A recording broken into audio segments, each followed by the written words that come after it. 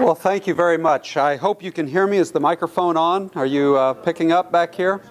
Okay, we have it. It's indicating that it's on. I wonder how we get the... Okay, a little bit more. All right, I'm not used to having it right up here, but if you'll bear with me. Can you hear a little bit better?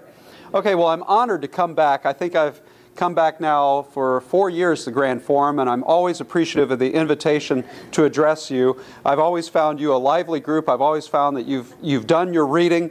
If you were in my class on the American presidency or American history, I'm sure you'd all get A's because you read a lot more than the students who are supposed to be reading in my class.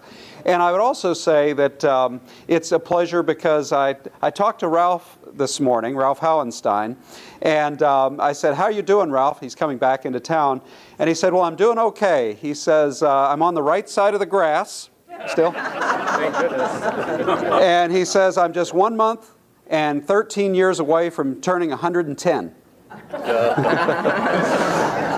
I said, "Ralph, what's your secret? How do you keep going on like this?" And he said, "Well, I'll tell you the secret. The way that I have aged well is that I've avoided stress, I've avoided setbacks, I've avoided disappointments because I haven't taken up golf." He's a smart man. Well, this is the 200th anniversary of Lincoln's birth today, and I'm very pleased to be able to talk with you a little bit about Abraham Lincoln. I'd like to talk about his leadership, what Abraham Lincoln had that made him a remarkable American leader and a mythic, a heroic figure. He's a controversial figure, to be sure, just like FDR and other presidents who have had great challenges in their time. A lot of literature has been produced that actually denigrates Lincoln, that criticizes him. But let's get a little bit behind who Lincoln was.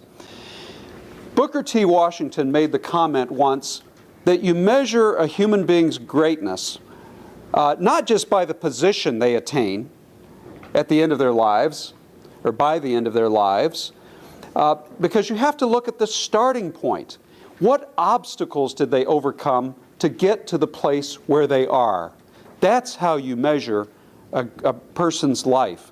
Now, a lot of people will say that Abraham Lincoln, of course, was one of the top presidents. In all of the surveys, he comes out in the top 3 with George Washington and Franklin Roosevelt. Now, this is, you know, you've heard me talk about George Washington. I love the man. I have a lot of respect for Washington.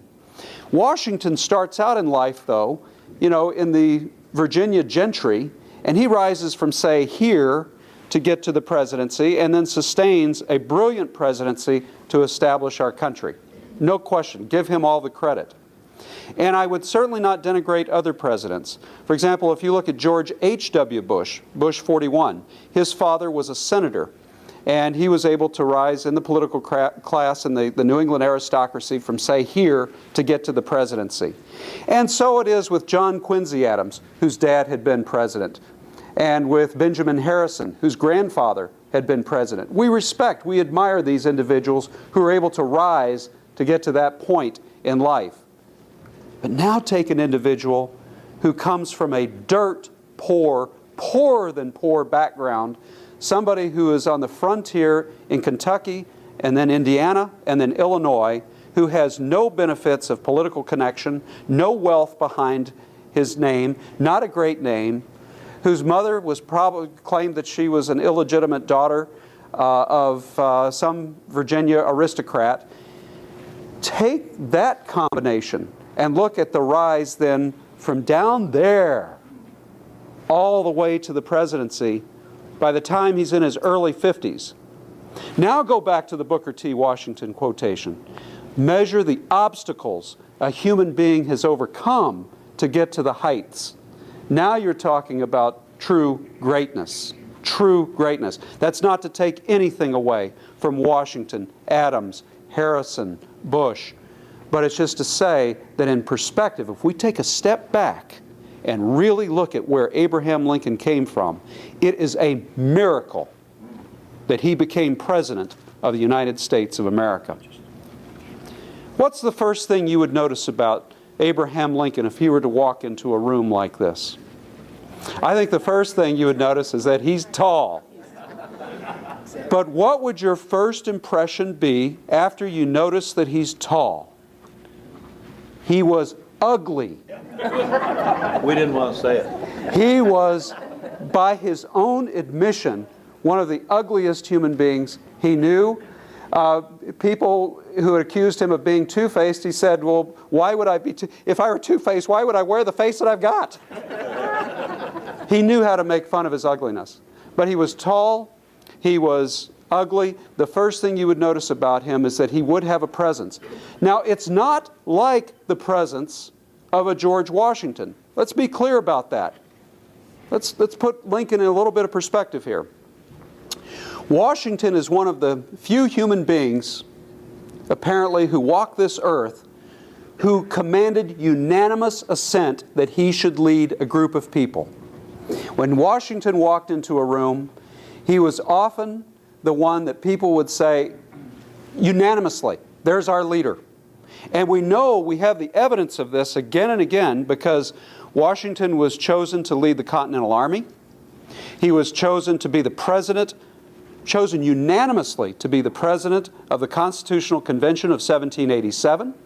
He was chosen to be the person to lead our country, the first electoral college debate, chosen unanimously by all the electors in 1789, and then for re-election in 1793.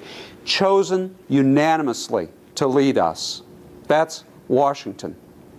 He comes into a room and there's no doubt. And I always ask the question of people, I always ask audiences, do you think there's anybody in this room who could just walk in and every one of us would look at you and say, you're the leader of us all? Now, it's not a put down of anybody in this room, but it's just the fact that we have to earn trust over a long, hard slog. Oh, here we go. Judy. It's Judy. All right. I nominate Judy. Yeah, absolutely. Very good. There are very few human beings that strike an individual this way. Abraham Lincoln did not strike you as the natural leader when he walked into the room. He would be satisfied, as he said, when he was at the convention in Chicago in 1860, the Republican convention that nominated him, he would be satisfied to be the first second choice. If the team of rivals canceled each other out, if he could be then the next choice. So think about Lincoln's presence in that sense. He's not going to knock you off your feet when he comes into a room. But what did he have that was special? Very soon after he would walk into this room, what would he be able to convey that would make you cotton to him, as he would put it? He was eloquent. And you know what he did? He had two gifts that he used brilliantly to make sure he connected. And connection is so important. As I often tell the students, leadership is about relationship. Leadership is relationship. You have to connect with people so that people want to follow you. And the two ways that Lincoln connected with people were through humor, the wisecrack, the joke. He could get people to laugh. He used that self-denigrating humor that I just used. For example, he could get people to laugh at him at his expense. And that's always a winsome quality, is it not? People like to be around people who can laugh at themselves because it makes you comfortable around them. And the second quality he had was as a storyteller, a masterful storyteller. And he knew what Paul Harvey's genius was to know. Paul Harvey has this entire show. It's not called The Rest of the Statistics. It's called The Rest of the Story. It's because Paul Harvey knows that we are meaning-making creatures. We are wired to hear stories and to connect with each other in that way. Lincoln had an instinct for this. He had a genius for this. He knew the stories that he could tell that would make him connect with the people around him.